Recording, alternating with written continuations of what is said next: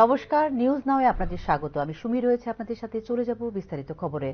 রাজ্যে সরকারি বিদ্যালয়গুলিতে প্রথম থেকে অষ্টম শ্রেণী পর্যন্ত ধীরে ধীরে কমে আসছে ছাত্রছাত্রী ভর্তির সংখ্যা। গত 6 বছরে সরকারি স্কুলে ছাত্রী ভর্তির সংখ্যা হ্রাস পেয়েছে প্রায় 15%। রাজ্য শিক্ষা পরিকাঠামো নিয়ে প্রকাশিত রিপোর্টে প্রকাশ করল ASER।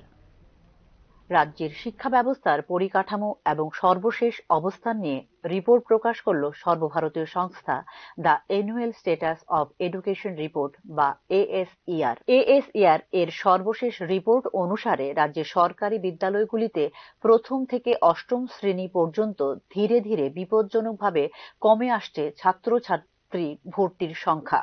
2018 সালে প্রথম থেকে পঞ্চম শ্রেণী পর্যন্ত সরকারি বিদ্যালয়গুলিতে ছাত্রদের ভর্তির হার ছিল 77.9%। 2024 সালে তা কমে দাঁড়িয়েছে 68.4%। অন্যদিকে 2018 সালে ছাত্রীদের ভর্তির হার ছিল 85.2%। 2024 সালে তা বিপজ্জনকভাবে হ্রাস পেয়ে দাঁড়িয়েছে 70.2%। অপরদিকে ষষ্ঠ থেকে অষ্টম শ্রেণী পর্যন্ত 2018 সালে সরকারি বিদ্যালয়গুলিতে ছাত্রদের ভর্তির হার ছিল 91.8%। 2024 সালে তা দাঁড়িয়েছে 79.4%। অন্যদিকে 2018 সালে ছাত্রীদের ভর্তির হার ছিল 93.5%। 2024 সালে নেমে হয়েছে 83.9%। তিথি বাড়ির একমাত্র মেয়ে। বাবা মা তাকে খুব ভালোবাসেন। সে মাছ খেতে ভালোবাসে। ওর বাবা রোজ বাড়িতে মাছ আনে। সমীক্ষায় এমন কয়েকটি লাইনই ছিল দ্বিতীয় শ্রেণীর লেভেল টেক্সটে। এই ক্ষেত্রে পঞ্চম শ্রেণীর পড়ুয়াদের মধ্যেও 65.3% দ্বিতীয় শ্রেণীর টেক্সট পড়তে অপারগ বলে উল্লেখ করা হয়েছে এসআরের ত্রিপুরা গ্রামীণ শীর্ষক সমীক্ষা রিপোর্টে। সবচেয়ে মারাত্মক বিষয় হল 2022 সালেও এই সংখ্যাটা ছিল 57.3%।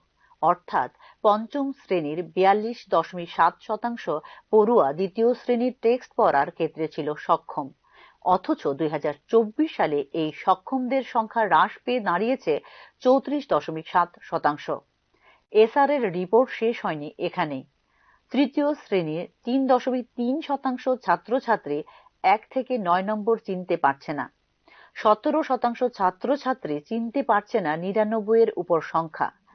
46% ছাত্রছাত্রী 99 পর্যন্ত সংখ্যা চিনলেও করতে পারছে না বিয়োগ অঙ্ক। 30.5% বিয়োগ করতে পারলেও করতে পারছে না ভাগ অঙ্ক। অপরদিকে সরকারি বিদ্যালয়গুলিতে অষ্টম শ্রেণীর মাত্র 37.5% ছাত্রছাত্রী ভাগ অঙ্কে উত্তীর্ণ হয়েছে সাফল্যের সঙ্গে। সার্বিক পরিস্থিতিতে নিচু স্তরেই যদি এই অবস্থা হয় তবে উঁচু ক্লাসের রোগ আরো গভীরে বলে মনে করছেন শিক্ষানুরাগী মহল। Bureau report, news now.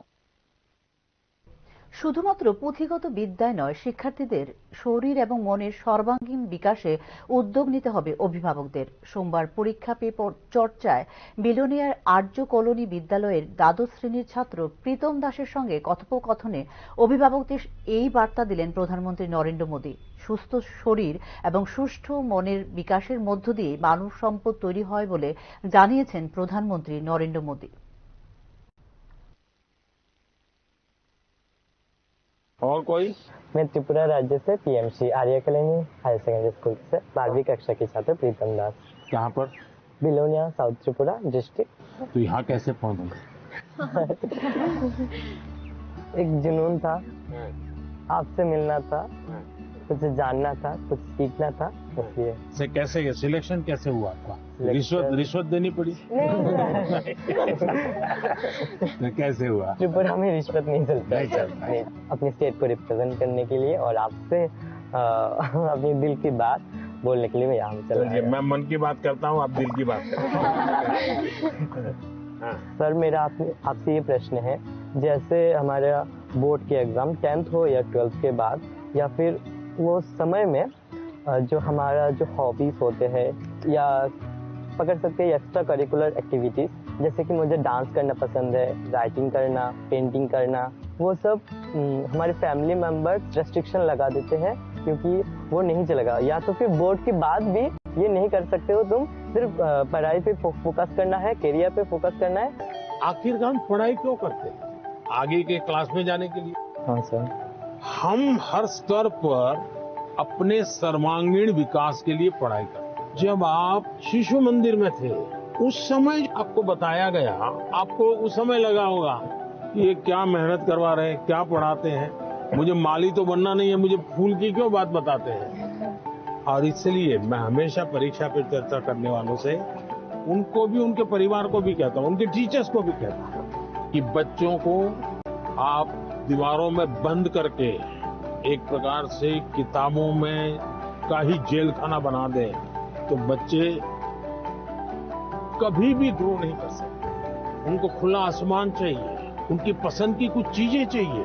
अगर वो अपनी पसंद की चीजें अच्छे से करता है तो पढ़ाई भी अच्छे से कर लेगा। परीक्षा ही सब कुछ है जिंदगी में, इस प्रकार के भाव से नहीं जीना चाहिए। अगर आप इतना मन में बना लेंगे तो मुझे पक्का विश्वास है कि आपके परिवार को भी आप कन्विंस कर सकते हैं, अपने टीचर्स को भी कन्विंस कर सकते हैं। পুনরায় সোমবার সকালে মুখ্যমন্ত্রীর বাড়ি ঘেরাও করলেন 2022 সালের এসটিজিটি উত্তীর্ণ প্রার্থীরা। মুখ্যমন্ত্রীর বাড়ি ঘেরাও করার উদ্দেশ্যে মিছিল করে মুখ্যমন্ত্রীর বাসভবনের কাছে যাওয়ার আগেই পুলিশ তাদের আটক করে এডিনগর পুলিশ গ্রাউন্ডে নিয়ে যায়। এসটিজিটি উত্তীর্ণ প্রার্থীদের একটাই দাবি, অবিলম্বে নোটিফিকেশন জারি করে সকল উত্তীর্ণ প্রার্থীদের শিক্ষক পদে নিয়োগ করতে হবে। কারণ তাদের মধ্যে বেশিরভাগ প্রার্থী ব্যাংক থেকে চড়া সুদে ঋণ নিয়ে পড়াশোনা করেছিলেন এবং বর্তমানে লোন পরিশোধের জন্য ব্যাংক থেকে চাপ সৃষ্টি করা হচ্ছে এবং অনেকেই বয়সোত্তীর্ণ হয়ে যাচ্ছেন। এমতো অবস্থায় চাকরি না পেয়ে তারা চূড়ান্ত সমস্যার সম্মুখীন হয়ে মানসিকভাবে বিপর্যস্ত হয়ে পড়েছেন। তাই শূন্য পদে নিয়োগের ক্ষেত্রে মানবিক দৃষ্টিভঙ্গি সহকারে তাদের সকলকে অতি সত্বর নিয়োগ করার জন্য রাজ্যের মুখ্যমন্ত্রীর নিকট বলে আবেদন জানিয়েছেন এসটিজিটি উত্তীর্ণ প্রার্থীরা। দীর্ঘ আজ 3 বছর হয়ে গেছে এসটিজিটি পরীক্ষা দিয়েছি 2022 সালে, কিন্তু আমাদের এখনো নিয়োগ করা হচ্ছে না।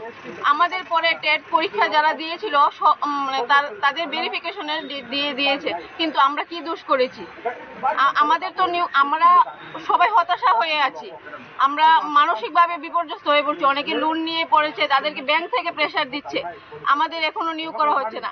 আমরা মুখ্যমন্ত্রীর কাছে একটাই অনুরোধ, আমরা এসটিজিটি কোয়ালিফাইড সকলকে যেন একসঙ্গে নিয়োগ করে, অতি সত্বর যেন আমাদের রেজাল্ট পাবলিশ করে আমাদের নিয়োগ করে, এটাই আমাদের মুখ্যমন্ত্রীর কাছে বিনীত নিবেদন। এখনকার মতো সংবাদ এই পর্যন্তই। নমস্কার।